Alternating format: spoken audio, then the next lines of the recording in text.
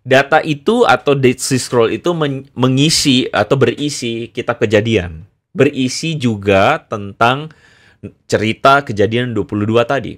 Semua teks yang ada isinya Ishak di dalam Kejadian 22, Viro, gitu ya. Assalamualaikum warahmatullahi wabarakatuh. Halo semua, selamat datang di channel Jalan Lurus. Pada video kali ini Bang Mimin akan membahas dan menanggapi konten Andre Tunggal, yaitu pembenaran Nabi Ismail yang dikurbankan Abraham. Umat Islam menyebut bahwa yang dikurbankan adalah Ismail, sedangkan umat Kristiani menyebut yang dikurbankan adalah Ishak. Apakah benar demikian? Kita saksikan terlebih dahulu pernyataan Andre Tunggal setelah yang berikut ini, teman-teman.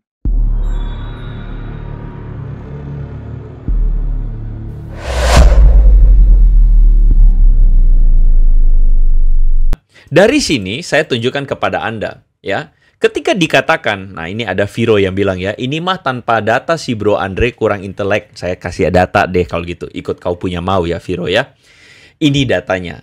Datanya adalah Kejadian 22 ayat 2. Firman Tuhan, ambillah anakmu yang tunggal itu yang engkau kasihi, yakni Ishak. Ini datanya Viro. Ayat yang ketujuh. Lalu berkatalah Ishak, bukan Ismail. Ayat yang ke-9, disusunnyalah kayu, diikatnya Ishak, bukan Ismail.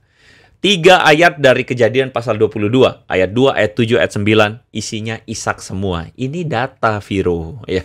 Anda nggak usah kejang-kejang ya. Lalu kemudian, seperti kata orang-orang sebagian, oh salah tuh, itu Ishak, namanya diganti sebenarnya Ismail. Nah ini. Kalau Anda mau data, saya tunjukin data.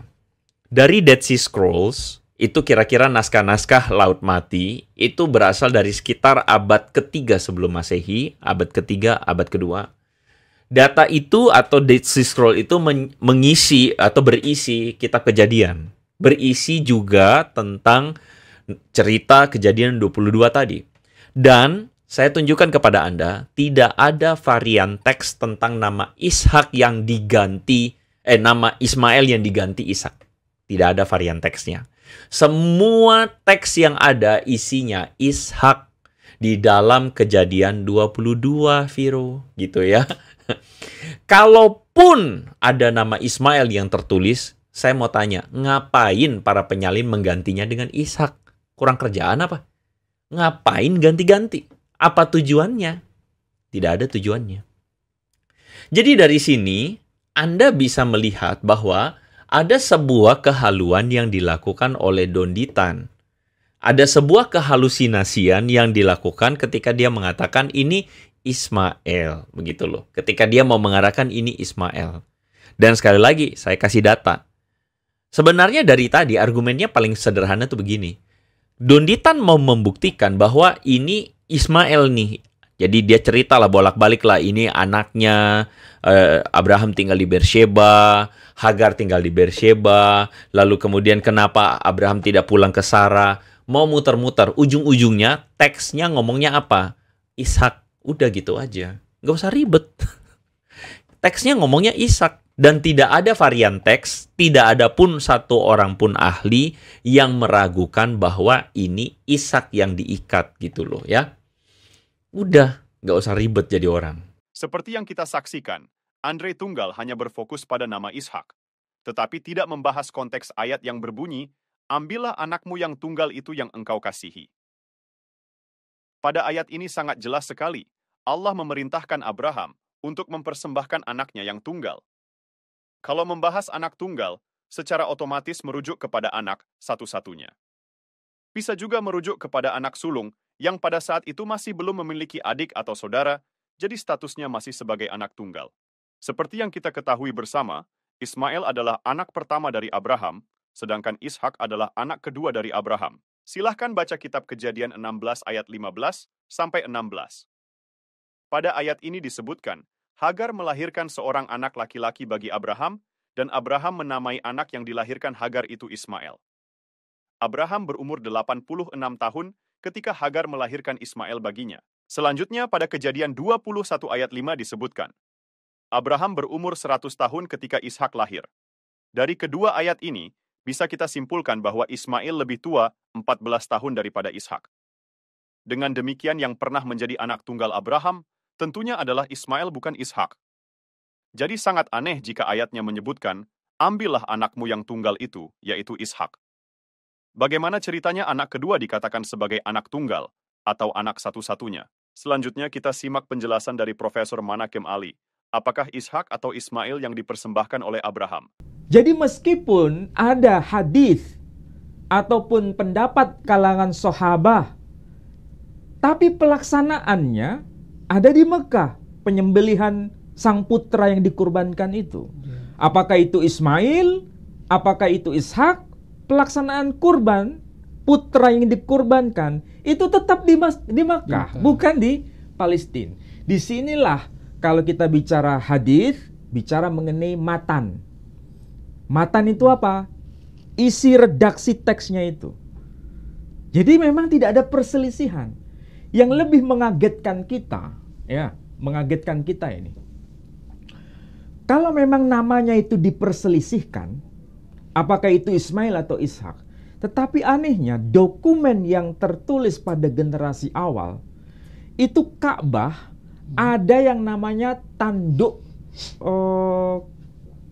tanduk domba itu yang menjadi tebusan Ismail di Ka'bah. Iya, sebelum Ka'bah terbakar, sebelum era zaman kerasulan Nabi Muhammad Sallallahu Alaihi Wasallam itu Ka'bah pernah terbakar. Termasuk tanduk domba yang menjadi pengganti dari Ismail, bukan pengganti Ishak, tapi pengganti Ismail. Itu terdapat pada dokumen generasi awal. Tahun penulisannya itu sebelum atau mendekati tahun 150 Hijri. Berarti kita bisa lihat kan, itu semasa dengan penulisan dari tafsir Muqatil Ibn Sulaiman. Berarti kita bisa berkata, data yang menyebutkan bahwa Ismail yang dikurbankan di kawasan Mekah itu justru diperkuat dengan kitab tarikh generasi awal yang beliau meninggal tahun 150 Hijri. Dan sama-sama menegaskan itu tanduk domba dari Ismail, bukan tanduk domba Ishak. Itu yang lebih kuat.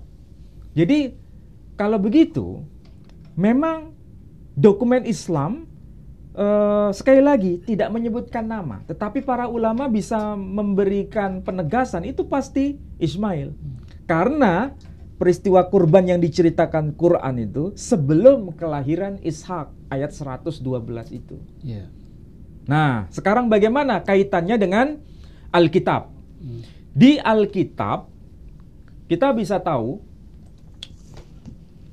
bisa dibaca di kitab Kejadian pasal 22 ayat pertama dulu, atau ayat kedua.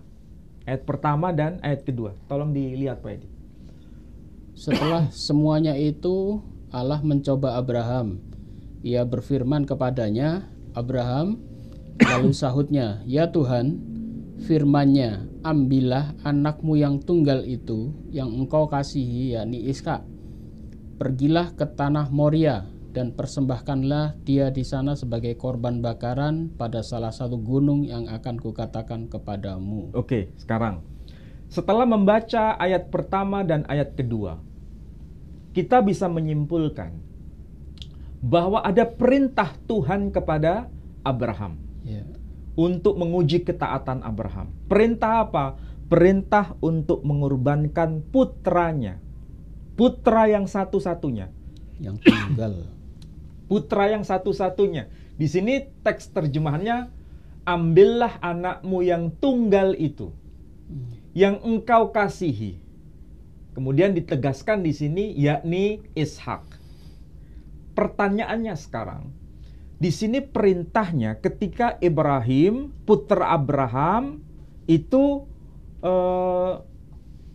waktu ketika datang perintah ilahi ini, putranya satu atau dua menurut konteks ayat ini? Satu, tunggal soalnya ya. Kalau teks kata yang muncul di sini tunggal, tapi di sini ada penyebutan nama, yakni Ishak. Oh iya. Ya kan? Berarti Ishak ini anak yang keberapa? Kedua. Anak yang kedua. Sementara perintahnya adalah ambillah anakmu yang tunggal. tunggal. Ini sebetulnya tafsiran saudara kita kaum Kristiani, tunggal di sini bukan bermakna anak yang tunggal lahir pertama, tapi anak yang disebut anak perjanjian. Ini Tunggal- tafsir ya, tunggal- tafsir Mm-mm. di kalangan tradisi Kristiani. Tunggal dari istri yang sah katanya. Ya, tunggal dari istri yang sah. Tapi pertanyaan di sini kan bukan anak tunggal dari istrimu, Iya. tapi anakmu Tunggal. yang tunggal. Jadi Anak- nisbatnya itu kepada Anak Abraham, Abraham. bukan anak dari istri Abraham. Iya. Kalau dikatakan anakmu berarti anak Abraham. Mm. Dan anak ini anak laki, anak yang tunggal, dan anak yang dikasihi. Iya. Persis nggak dengan redaksi Quran tadi? Sama. Pertama, anak itu anak laki, kemudian anak itu Satu-satunya. satu-satunya, Iya. ketiga anak itu dikasih dengan redaksi hanya disebutkan ya bunayya, wahai anakku yang amat aku cintai. Anak tunggal, anak laki, Laki, anak yang dikasih. Redaksi ini juga sama, anak tunggal, Mm. anak itu anak laki, Dan yang ketiga dikasihi. anak itu dikasihi. Jadi kesimpulannya antara Quran dengan Alkitab atau Bible sebetulnya Ada kesamaan. ada kesamaan informasi. Yang membedakan adalah di sini disebutkan nama, Ada tambahan. yakni itu ya. Ishak. Di dalam Quran tidak disebutkan nama. Iya. Oke? Tapi kita lihat alurnya. Kalau di dalam Quran tadi, anak yang tidak disebutkan namanya itu, dia tahu tidak kalau dirinya akan dikurbankan? Tahu dikorbankan. Tahu. Iya. Ya, betul. Ayat itu dikatakan, ya abatif alma tu'mar. Wahai ayahku yang aku cintai, lakukan perintah Allah, perintah apapun atas diriku. Iya.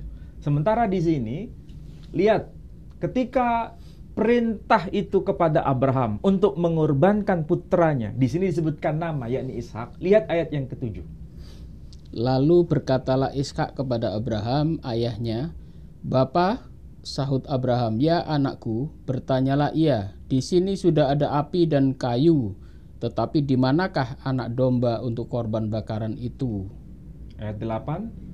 Sahut Abraham, "Allah yang akan menyediakan anak domba untuk korban bakaran baginya, anakku."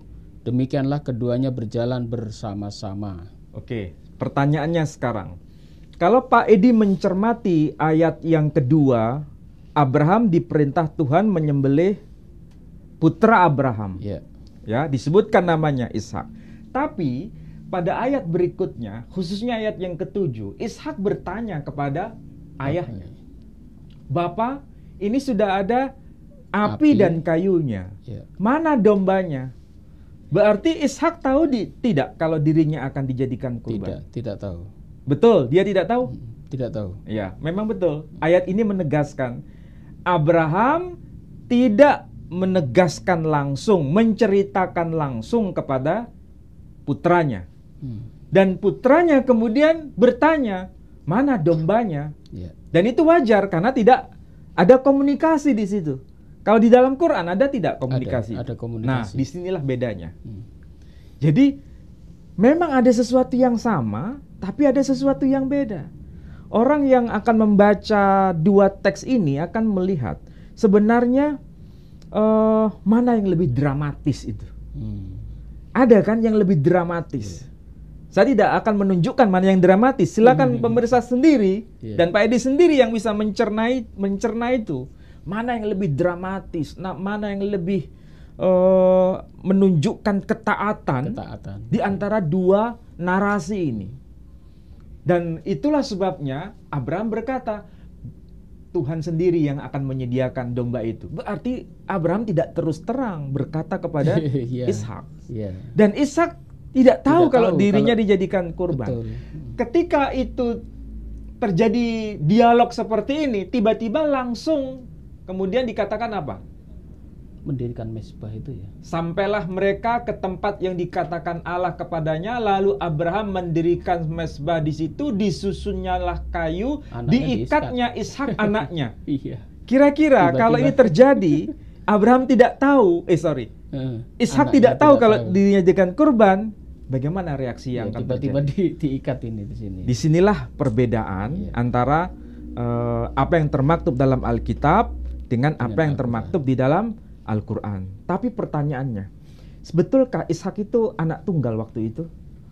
Ya, Alkitab sendiri menjawabkan, Ya, ketika Abraham melahirkan Ismail, ya, ya, itu usia Abraham 86 tahun. ya. Di mana itu termaktub dalam kitab Kejadian pasal 16 ayat 16. Coba dicek Pak Edi. Kejadian pasal 16 ayat 16. Abraham berumur 86 tahun ketika Hagar melahirkan Ismail Oke. baginya. Berarti ketika Abraham umur 86 tahun, Ismail lahir. Kemudian kapan ketika Ishak itu lahir? Berapa usia Abraham? Ya. Lihat di Kejadian pasal 21 ayat 5. Adapun Abraham berumur 100 tahun ketika Ishak anaknya lahir baginya. Oke, ketika Ishak lahir bagi Abraham, usia Abraham 100 tahun. Ya. Ketika Ismail lahir bagi Abraham, waktu itu Abraham usia 86 tahun. Berarti siapa anak yang lebih dulu dilahirkan? Ya, Ismail. Ya Ismail. Selisih 14 tahun. Selisih 14 tahun. Ya. Itu menandakan bahwa kalau dilihat dari urutan kelahiran, Ismail lebih dulu lahir, baru kemudian Ishak. Disapa dengan sebutan anak tunggal, berarti waktu itu Ibrahim sudah punya 2 orang anak atau satu Baru anak satu. seharusnya. Satu. Nah, disitulah kenapa muncul di situ istilah nama Ishak. Ada sesuatu Ya, yang itu. menjadi tanda tanya besar. Ya. Itulah kemudian tidak dipahami oleh saudara kita dalam makna harfiah, tapi dalam makna metafor. Itu anak yang dijanjikan sebagai anak tunggal, yaitu kita tidak bisa ikut campur dalam persoalan keyakinan teologis itu. Ya. Tetapi menariknya, kalau dalam Al-Quran itu ada komunikasi anak yang dikorbankan itu. Dan dia tahu, dia menerima Dan dia ikhlas. tahu dan dia ikhlas untuk menerimanya. Sekian dulu dari Mimin ya teman-teman. Jika pembahasan dan materi yang Mimin paparkan di channel ini, jika teman-teman menilai ada manfaatnya, silahkan share atau bagikan video ini kepada teman-teman muslim yang lain. Terima kasih telah menonton video ini.